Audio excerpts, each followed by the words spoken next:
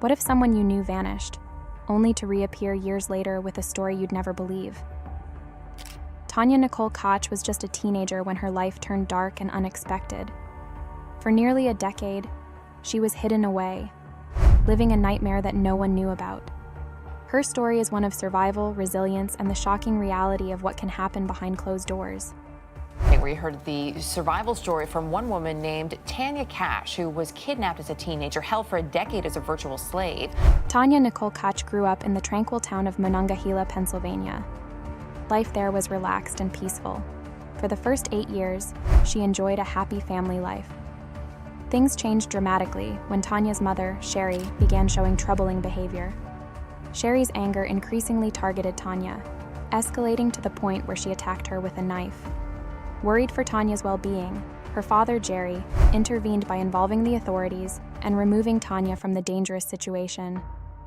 Although this action was meant to protect her, the separation of her parents left Tanya feeling conflicted and distressed as she coped with the breakup of her family. In 1995, Jerry pursued legal separation and gained full custody of Tanya. Looking to start anew, he met Joanne through a dating service and decided to move with Tanya to Micciolo, Pennsylvania, to be closer to Joanne, hoping for a more stable life. Joanne welcomed Jerry and Tanya to move in with her, seeing it as a fresh start for them. However, Tanya was unhappy about the relocation for several reasons. Micciolo was one of the most dangerous cities in the USA, making it unsafe for a young girl. At home, Tanya felt unwanted, as if her presence was a burden to Jerry, Joanne, and her son. The school offered no respite, as she was bullied by other girls who thought she might steal their boyfriends. This led to a fight, resulting in Tanya's suspension and making school even more unbearable. She began skipping classes and running away, often visiting her grandmother, aunt, or mother. Despite Jerry's efforts to involve the police, Tanya always returned home on her own. By her third runaway, the police were less responsive, seeing her actions as habitual. When Jerry and Joanne woke up on February 10, 1996, and found Tanya missing, they assumed she would return soon. Joanne searched the town but found no trace of her. After 4 days, their concern grew, and Jerry reported her disappearance to the police. Suspecting she might be with her mother, they faced delays in police action and had to search on their own. A potential lead emerged when Tanya's grandmother found a phone number in her room. It belonged to Judy Soule, who claimed to provide refuge for runaway teens. Judy mentioned that Tanya had visited her in December 1995, but she hadn't seen her since. After a week, Jerry and Joanne discovered a note in Tanya's dresser from their neighbor, Kevin Churchfield, making inappropriate advances. Tanya had previously mentioned to her stepmother that she had gone out with Kevin, raising concerns about his intentions. Jerry and Joanne took this information to the police, only to learn that Tanya had filed a complaint against Kevin for inappropriate behavior months before her disappearance. Shocked, they also discovered that Kevin was due in court the day Tanya went missing. Kevin denied any involvement in her disappearance, though he admitted to his inappropriate behavior under a polygraph test. A search of his home yielded no evidence, and he was released. As weeks turned into months, Joanne found a diary in Tanya's room, repeatedly mentioning someone named Tom. Investigators revisited Judy Soule, who revealed that Tanya had a crush on a school guard named Tom Hose. The police visited Tom's house, where he explained he had reported Tanya's note to school management to avoid trouble. He downplayed her crush as innocent. Though initially suspicious, the police checked with the school and concluded Tom was truthful, removing him from their list of suspects. Upon learning of her daughter's disappearance, Sherry checked the phone bills and discovered the last number Tanya had called from home. She called the number and spoke to a man named Thomas H., who denied knowing anything about her daughter's whereabouts. Despite his denial, Sherry informed the police, but they dismissed it after speaking with Thomas, believing he was not involved. For the next 2 years, the investigation stalled, and Jerry felt the case was being neglected. In July 1998, the body of a teenage girl was found in a Micciolo cemetery. Many initially thought it was Tanya, but the victim was identified as 14-year-old Kimberly Krim. She had been assaulted, but the cause of death was unclear. As the police investigated Kimberly's murder, they found that another girl, 16-year-old Anna Marie Callahan, had been killed in Micciolo 3 years earlier. Her body was discovered in the river with a wire around her neck and tape on her wrists. Anna Marie, Kimberly, and Tanya were all teenage girls who attended the same school, leading investigators to suspect that Tanya might have met a similar fate and that her body had yet to be found. They also feared the possibility of a serial killer. The discovery of Kimberly's body reignited interest in Tanya's case. 2 years later, the police contacted the National Center for Missing and Exploited Children, and Tanya's photo was distributed on 400 million milk cartons, but no new leads emerged. The cases of all 3 girls remained unsolved, and the mystery persisted for years. 10 years went by with no trace of Tanya, leaving her father to reluctantly accept that she might never return. Then, on March 21, 2006, the police received a tip about Tanya's whereabouts, suggesting she was being held captive at the home of Thomas Jose, the security guard from Cornell Middle School. The police swiftly responded, arriving at the location and knocking on the door. A woman answered, and, when asked if she was Tanya Kach, she confirmed her identity. The following day, Tanya told the police about her 10-year ordeal, revealing the years of captivity and how she eventually resurfaced. But how did they meet? In September 1995, Tanya began attending Cornell Middle School in McKeesport. Shortly after starting, she met Thomas Jose, a security guard at the school employed by St. Moritz Security Services, a private firm contracted to provide security. Jose had been working at Cornell since August 1994, responsible for monitoring the premises and intervening in student altercations. Tanya quickly developed a crush on Jose and began writing him letters to express her feelings. During this time, she also started drinking and smoking cigarettes and marijuana, with Jose supplying her with cigarettes and candy. "He listened to my problems," she recalled, "and he made me laugh." As the school year progressed, their relationship became more intimate. Jose would sometimes take Tanya out of class under the pretense of disciplinary action, but it was actually to spend time alone with her. He even let her go unpunished when he caught her skipping class. Being the head of security, coupled with how he made her feel, Tanya viewed Jose as her protector. He also gave her money and jewelry as gifts, and told her he understood her unstable home life, claiming he could take better care of her than her parents. On February 9, 1996, 14-year-old Tanya packed some belongings into a book bag. The next day, she left home without informing anyone and went to Jose's house, believing her life would be better with him. 4 days later, with no knowledge of her whereabouts, Gerald, Tanya's father, reported his daughter missing to the McKeesport Police Department. A missing person report was issued, and an officer visited Jose's home as part of the investigation. However, Tanya remained hidden during the visit, and her presence went undiscovered. The true terror of this narrative is that everyone at the school was aware of the improper relationship between the security guard and the student. The principal either lacked the willingness or the know-how to address this issue, even after Thomas himself reported the student's note to her, which contained romantic content. The principal's attempt to move the student to another section of the school proved ineffective. The school psychologist discussed the violence the student faced at home. However, the police lieutenant responsible for maintaining order at the school and handling problematic students exhibited the worst behavior.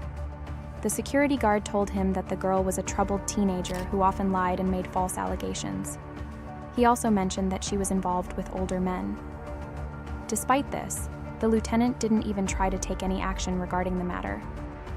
Meanwhile, by gaining the trust of both the school and the police officer, Thomas started acting more assertively.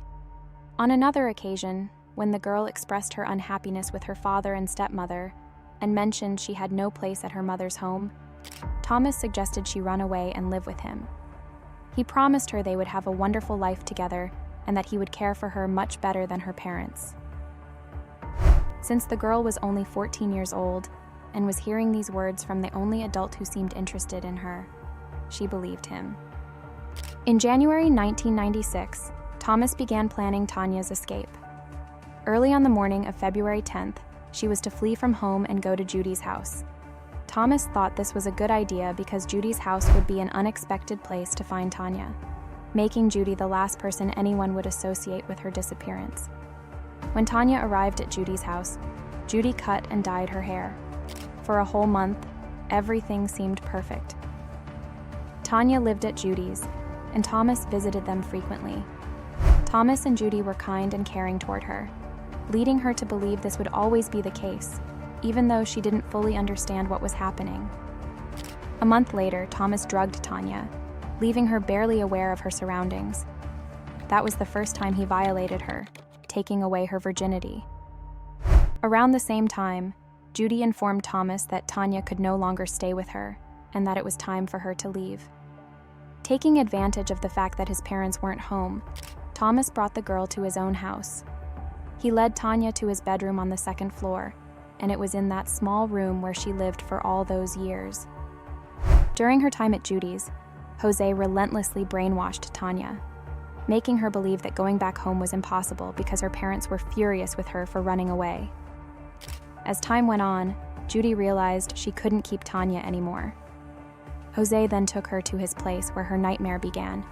To avoid being caught by Jose's oblivious parents, they had to enter his room secretly. Once she arrived, Tanya quickly understood the severity of her situation. Jose controlled her with threatening warnings, telling her that he would kill her and her family if she ever tried to escape. This fear made Tanya stay locked up in her room all day and night.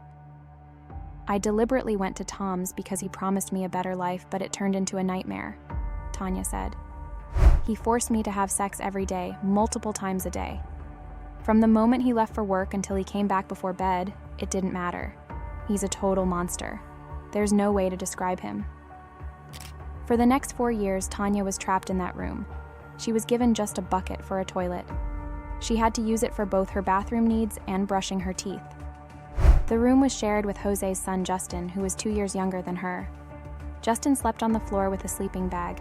Tanya depended on old clothes from Jose and his son.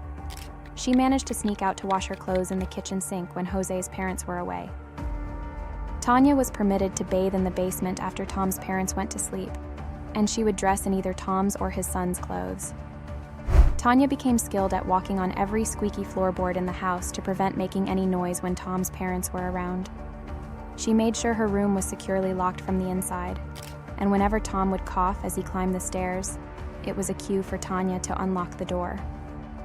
Tanya confesses that she often felt like a pet waiting for its owner to come back. The abuse she endured was relentless before the man went to work, after, and even before going to bed. Yet the door was always locked from the inside, so why couldn't she get out? Tom skillfully controlled her thoughts, and it's doubtful this method would have worked on a girl from a caring family. However, Tanya felt unwanted at home, and Tom always played on these feelings, reminding her that her parents were not looking for her, that she wasn't needed, and that it was better for her to remain with him. She spent 4 Christmas Eves hiding in a closet as ordered by Jose. Living in that house was unbearable. I spent 4 years hidden in a closet on Christmas Eve. That experience will haunt me forever. It broke my heart. I thought about my family, wondering if they were thinking of me, Tanya remembered. Her only way of survival was to remain silent, fearing that if Jose's elderly parents found out, he would throw her into a river. This constant threat of death made Tanya follow Jose's every command. Tanya's life passed by unnoticed, missing out on important events like her birthday, prom, and school. Over time, Jose twisted Tanya's mind, constantly telling her he had saved her life and given up everything for her. These words made Tanya believe that Jose was her savior. This psychological condition, known as Stockholm Syndrome, made her sympathize with Jose's actions. In March 2000, after 4 years of living in fear, Jose finally let Tanya experience a taste of freedom. With Jose's permission, Tanya was allowed to occasionally leave the house while Jose's parents were not present, but she always returned before they did. Tanya would sometimes take the bus to go shopping or venture around the neighborhood on foot. Despite living close to her father's house, Tanya felt she couldn't go back home because of Jose's manipulation. Whenever Tanya expressed a desire to leave, Jose would respond with threats and manipulative guilt trips that kept her from following through. Due to this newfound freedom, Tanya became a regular at JJ's Deli Mart, a corner store where she developed a close bond with the owners, Joe Sparico and his family. They even offered her a job. After months of interacting with Joe and his family, Tanya observed healthy relationships, sparking a realization that began to awaken her from years of manipulation by Jose. It took her 10 months to gather the courage to reveal her true identity to Joe, finally disclosing herself as the missing person sought by the police for a decade. Joe was troubled by the significant age gap between Tanya, then 23, and the 45-year-old Jose. Trusting her account, Joe took charge, advising her to return home while he handled the situation. Shortly thereafter, the police arrived at Jose's residence. On March 20th, 2006, Tanya was finally free. Following a search warrant executed at Jose's home, authorities discovered damning evidence, a series of calendar books detailing the events of Tanya's decade-long captivity. These records documented instances of violent behavior and specific acts committed by Jose, all meticulously recorded by Tanya as her captor instructed. Every day he threatened to kill me. Every day. During the investigation, Jose's son, Justin, was questioned but later released after authorities determined he was not complicit in Tanya's captivity. Ultimately, Thomas Hose and Judy Sokol faced arrest based on the overwhelming evidence. On June 26, 2007, Jose pleaded guilty to holding Tanya captive for a decade, admitting to charges that included intimate-related crimes. Despite this, he was not charged with kidnapping, as Tanya had gone to his home willingly. Jose received a maximum 15-year prison sentence, with the possibility of parole after 5 years. Tanya expressed deep disappointment in the sentence, feeling that Jose's actions had irreparably harmed her for life. My school security guard lured me in when I was 14 years old. And he brainwashed me, and then I developed a Stockholm Syndrome towards him.